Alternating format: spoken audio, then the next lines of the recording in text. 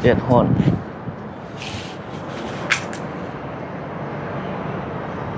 สบายดีทุกคนสบายดีตอนสวย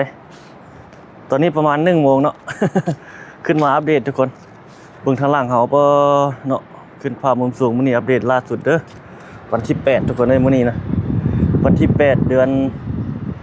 1 2026นครหลวงเวียงจันทน์เฮาเขตเมืองสิโคตะวองนี่ขึ้นมาอัปเดตเบิ่งบรรยากาศเวียงจันทน์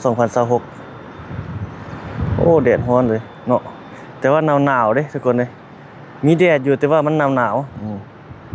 ท้องฟ้าอากาศภาพมุมสูงประมาณนี้แหละเขตนี้ตึกอาคารกำลังขึ้นหลายเลยแหละแข่งเดียวขึ้นนี่แม่นจะตึกอาคารของคนจีนที่เพิ่นเขาเจ้าลงมาลงทุนอยู่บ้านเฮานะนี่เป็นเขตตลาดสังเกียงนี่เต็มเลยเห็นบ่เขนขึ้นมาปงเจิงปงจังหลายเลยเบื้องหน้าสนามบินสกลวัดไตเฮาแนมเห็นเนาะนี่ทุกคนขึ้นมาอัปเดตให้ทุกท่านได้เบิ่งได้ชมไปขึ้นไปทางถึงพุ่นอีกให้มันสูงเห็นสูงกันเก่าอีก ไปสั้นด่านฟ้าของตึกโรงแรมเขาเจ้าโอ้ฮอตฮ้อนขนาดเลย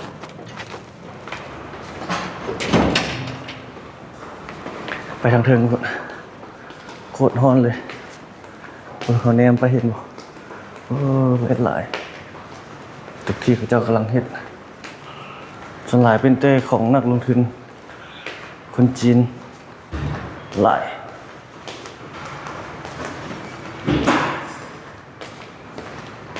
ขึ้นไปเทิงทั้งเจียงหลายกันหมู่เขาเจ้ากำลังเฮ็ดอยู่เพิ่นบางจังขึ้นบอกหลายไปขึ้นไปสูงกันนี่ให้มันเห็นอัปเดตให้ทุกคนได้เบิ่งนี่ขึ้นมาสันดานแบบนี้เอาขันห่มฮ้อนเลยทุกคนเลย โอ้โหลมอีกเลยปุ๊บฮ้อนแล้วก็มีลมนี่เขาขึ้นมานี่เป็นภาพล่าสุดทุกคนของเมื่อวันที่8เดือน1 2026เด้อทางนั้นไปพุ่นนี้ขึ้นมาเรื่อยๆเลยต่อลามออกไปพุ่นนี่เขตดงนาโศกนั่นก็มี2 ตึกกำลังจะขึ้นหั่นนี่เห็นบ่ตัวนี้นะสูงตัวนี้ก็น่าจะเฮียงเดียวขึ้นนี่แหละ2 ตึกมาบนนี้3 เข่นบนนี้เห็นบ่นี่3 เข่นแข่งเดียวขึ้นนี่น่าจะเป็นเจ้าเดียวตัวนี้นะใหญ่ได้โครงการตัวนี้ก็ได้ขึ้นมาสันดานฟ้าแบบนี้ให้ทุกท่านได้เบิ่งได้ชมยังมีอันนั้นเนาะทุกคนเนาะไม่อย่างก็โครงการรถไฟต่อไปนี่รถไฟลาวจีนก็มีมาแล้ววันนี้ต่อลงใต้ได้บัดนี้เป็นเวียงจันทน์เพิ่นเริ่มศึกษาความเป็นไปได้เนาะทุกคนรถไฟลาวจีนมีแล้วลาวไทยมีแล้วลาวเวียดนามก็กำลังจะเฮ็ดแล้วลงมือแล้วเนาะบัดนี้ศึกษาความเป็นไปได้บัดนี้นะรถไฟเวียงจันทน์ปากเซเนาะจากภาคกลางลงสู่ภาคใต้ถือว่าสุดยอดเลยเหนือฮอดใต้มีแล้วรถไฟถือว่าสุดยอดเลยเนาะถ้าเป็นแบบนี้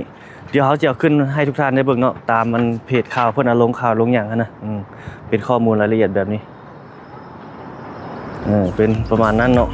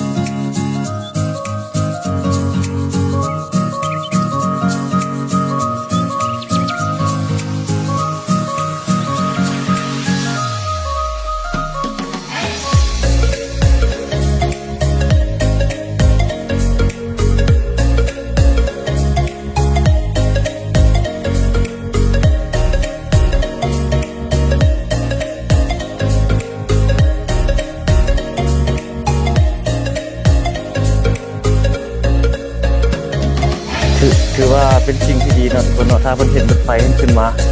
โอ้ไปมาหาสู่สะดวกสบายเลยจากเหนือลงใต้สร้างขบวนการฟื้นทางด้านการท่องเที่ยวกันไปมาหาสู่มันอย่างต่างๆได้สะดวกสบายขึ้นหลายเลยถ้าเพิ่นเห็นเนาะเป็นไปได้เป็นสิ่งที่ดีเลยโครงการรถไฟเวียงจันทน์ปากซีเพิ่นก็รัฐบาลเพิ่นเริ่มศึกษาแล้วเนาะค้นคว้าความเป็นไปได้เฮาแท้อยากให้มันเกิดนั่นแหละ เนาะเพราะว่ามันขึ้นมาแล้วก็โอ้ส่งผลดีต่อหลายด้านนะการไปมาหาสู่ระหว่างกลางใต้เหนือมันก็จะสะดวกสบายเนาะไปทางเชียงขวางเขาก็จะมีทางด่วนไปแล้วเพิ่นก็คุณกลัวแบบนั้นเฮ็ดแบบนั้นละมีทางด่วนไปก็ถือว่าโอ้สบายขึ้นก่อนเก่านะทางด่วนไปฮอดเวียดนามพุ่นแหละนี่เฮาขึ้นมาให้ทุกท่านได้เบิ่งหลายเขตเนี่ยทุกคนนี่กึ่งกลางๆขึ้นมานี่จังปึ้งจังปังขึ้นมานี่หลายเลยนี่คือการเปลี่ยนแปลงอัปเดตการพัฒนาอยู่เวียงจันทน์บ้านเฮาเขตนี้นักลงทุนเข้ามามาหลายเลยมาอยู่มาเฮ็ดมาสร้างมาสร้างอยู่แถวนี้เอาเงินมาลงมาอยู่บ้านเฮาเป็นสิ่งที่ดีทุกคนลาวเฮาก็จะได้มีเวียกเฮ็ดงานทำหลายขึ้นเนาะบ่ได้ออกไปต่างประเทศหลายถ้านักลงทุนบ่เข้ามามันก็พัฒนาไปซะเนาะถ้าเอาแต่กำลังพัฒนาของพลเมืองภายในเฮานักลงทุนเพิ่นมีเงินเด้เพิ่นไปทั่วโลกเด้ศึกษาเบิ่งประเทศปลายทางนั้นๆเหมาะสมแก่การลงทุนแบบใดแบบเดียวเพิ่นก็ไปเนาะบ่แม่นเพิ่นเฮามาเด้ เพิ่นก็ศึกษาเบิ่งตัวใดได้เป็นแบบใดมาแนวใดสภาพเศรษฐกิจบ้านเมืองในปัจจุบันของโลกจุดใดเป็นจังใดประเทศใดเป็นจังใดเพิ่นก็ศึกษาหลายอย่างก่อนเพิ่นจะมาลงทุนทุกคนบ่แม่นเพิ่นจะไปใส่ก็ไปบ่แม่นเด้มันขึ้นกับภาคพื้นเศรษฐกิจของโลกเนาะหันเปลี่ยนไปหลายอย่างนี่ทางในเมืองเห็นบ่ทุกคนมีเขตขึ้นทางในเมืองก็หลายนี่บ่ 2-3 เขตอยู่พุ่นขึ้นเรื่อยๆเขตอาคารสูงเอาแนมไปทางในเมืองแต่ว่าหลายแท้บ่คือเขตเมืองสิโคตรนี่หลายกว่าหมู่ที่กำลังเฮ็ดนี่พุ่นก็2เขตนี่ทุกคนเห็นบ่นี่2เขตกำลังขึ้นหั่นอยู่ทางนี้ก็มีเขตสร้างสมวนนี่ก็โหใหญ่ตัวนี้ก็ได้รับสากลของแงมเพิ่นสร้างอยู่นี่แหละทุกคนขึ้นมาอัปเดตให้ทุกท่านได้เบิ่งได้ชมได้เห็นถึงการเปลี่ยนแปลงการพัฒนาอยู่บ้านเฮาในปัจจุบันถือว่าโอ้ปีนี้นี่เห็นหลายเนาะที่กำลังขึ้นมาสร้างขึ้นมาหลายเลยแหละกำลังพัฒนามาหลายอย่างเวียงจันทน์บ้านเฮาเมืองลาวบ้านเฮาอันนี้เป็นเมืองหลวงของลาวเฮาในปัจจุบันเนาะในปี2026ทุกคนต้นปี2026เนาะเห็นหลายอย่างการเปลี่ยนแปลงการพัฒนาการเข้ามาเฮ็ดมาสร้างมาลงทุนของนักลงทุนแม่นหลายขึ้นเนาะเอาขึ้นมาให้บรรดาท่านได้เบิ่งได้ชมประมาณนี้แหละนี่เป็นภาพมุมสูงเขาอยู่ในโรงแรมของเขาเจ้าอยู่ในเขตสังเกียงนี้ขึ้นอัปเดตเรื่อยๆดอกนี่เนาะถ้าท่านได้ติดตามเฮามาก็น่าจะฮู้ดอก เขาขึ้นมาถ่ายเพื่อหยังเพื่อว่าอยากอัปเดตให้บรรดาท่านได้เห็นได้ชมเนาะบางคนบางท่านว่าอยู่แต่บนเก่า อันนี้เขตนี้เป็นภาพพื้นหลังเฮาค่ะเฮาอยู่แถวนี้เด้เฮาก็อัปเดตให้ทุกท่านได้เบิ่งได้ชมแบบนี้เนาะอีกบ่โดนพุ่นแหละเฮาก็ฟ้าลมยังจึงจะเดินทางไปเขตอื่นๆให้ทุกท่านได้เบิ่งได้ชมปัจจุบันนี้ก็อยู่ในขอบเขตนครหลวงเวียงจันทน์นี่ก่อน เอาประมาณนี้ซะทุกคนเด้มาอัปเดตข่าวๆให้ทุกท่านได้เบิ่งได้ชมรถไฟลาวจีนก็มีรถไฟเวียงจันทน์ปากเสกำลังจะศึกษาความเป็นไปได้ละแล้ววันนี้ยังตลาดน้ำมันอยู่นี่ทุกคนตลาดน้ำกลางคืนนั้นเฮาเอาไปถ่ายนี่อยู่บนนี้ข้างตึกตัวดงนี่ห้อมนี่ไปผ่านบนตึกเคน3อันนี้นะจากจุดนี้แล้วก็ไปซอดใส่เขตบ้านดงหนองบัวทองฮะอยู่แถวนี้แหละหนองน้ำมันเพิ่นศึกษานะของน้ำตัวนี้แหละจะให้เฮ็ดเป็นตลาดกลางคืนแถวนี้มันใกล้สังเกียงเนาะใกล้แลนด์มาร์คของคนจีนถ้าประเทศอยู่นี่ถือว่าดีเลยจะมีร้านขายเครื่องมีหยังอยู่นี่ถ้าเพิ่นบำบัดต้องได้บำบัดน้ำเสียให้มันสะอาดบ่มีกลิ่นเหม็นเนาะปัจจุบันนี้ยังเฮาก็ถ่ายหลายเทื่อละทางเส้นนี้นะอันคลองน้ำตัวนี้นะสองข้างทางเพิ่นเฮ็ดทางเฮ็ดหยังโอ้ถ้าเพิ่นเฮ็ดคือเพิ่นว่ามันคักเนาะมีเขตบ้านดงนาโศกนี่ไปซอดใส่หนองบัวทองฮะเฮาเห็นเพิ่นลงเพจลงหยังมันชัดเจนละแม่นคลองน้ำตัวนี้เนาะนี่เป็นสี่แยกของแฮมหูหนานนี่มานี่แล้วก็เข้าบนเทคบาร์เทียนกงนี่แล้วก็เข้าไปมีห้อมอยู่บนนี้มีคลองน้ำอยู่นี่แล้วก็ต่อไปฮอดเขต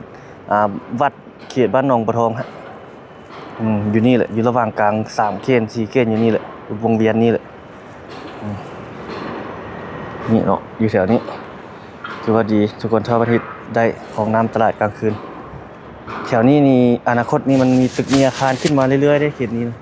มันจะหลายกว่าหมู่ในเขตนครหลวงวิจันทร์เฮานี่ได้คือเขตเมืองจันทบุรีเขตนั้นก็หลายคือกันตึกแต่ว่าบ่เป็นมาดนแล้วเนาะสร้างขึ้นมาใหม่มีแต่เขตสังเกียงนี่ขึ้นมาหลายคนจีนเขาจะมาอยู่นะทุกคนเอาประมาณนี้ซะขอบใจทุกท่านที่รับชม อัปเดตให้บรรดาท่านได้เบิ่งได้ชมเนาะถึงเวียงจันทน์บ้านเฮาแถวนี้ก็คนจีนหลายอันนี้นะเอาประมาณนี้เนาะขอบใจรับชมคลิปของเราทุกคนสบายดีพบกันใหม่เนาะ